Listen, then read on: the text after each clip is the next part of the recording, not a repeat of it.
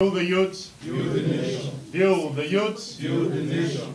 Why are we here today?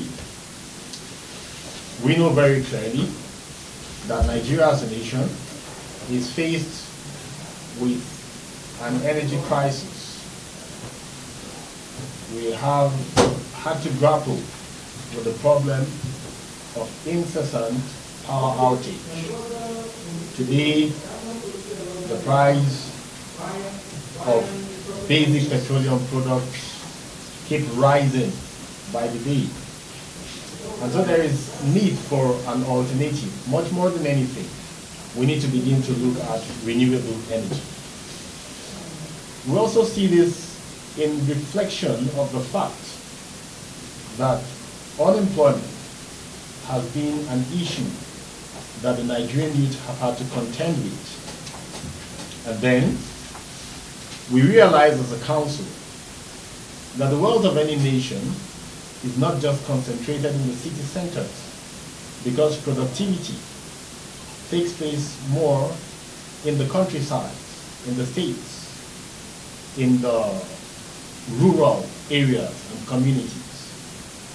And yet in our own country, Nigeria, we've seen a large chunk of urban to rural migration of youths. That your uncle, your brother, your auntie, in wherever, even if you are working in the bank, even if you are working in the government house, when you come home, you need energy. Am I correct? Even the incense need energy. Not to talk of, you might be thinking, is there a business for me? There is a business for you. I cannot understand why companies CSRO could not be diverted to training one youth. How much does it cost? All of us sitting here will have one or two relatives, either a senator, House of Rep, House of Assembly, local government chairman. You cannot tell me that a local government chairman or a House of Rep member in his constituency cannot train 5 youths. Let's be sincere. 5, just 5. And there's no constituency in Nigeria today that does not have 1 or 2 solar projects every year budgeted. Am I correct? The man from Lagos, the man from Abuja, who have the knowledge, go to your village to install that, whatever.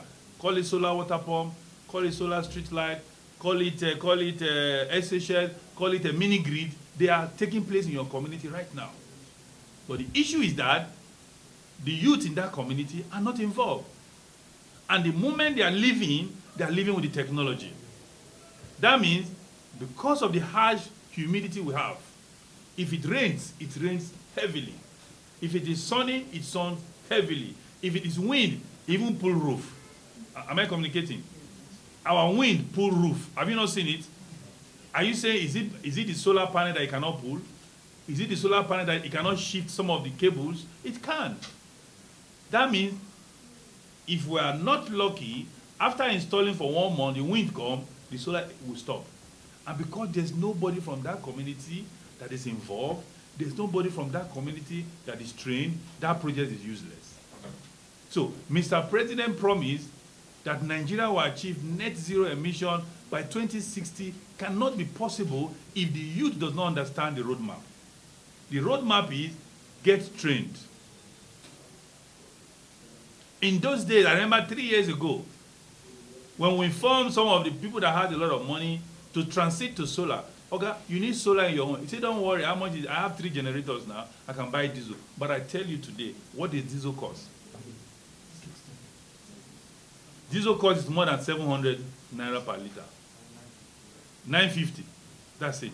Imagine you are using a 50 kV, 100 kV generator in your big palace as a big man. It's no longer sustainable. Somebody need to help him to install solar. And that is you. That is why we are sitting here today.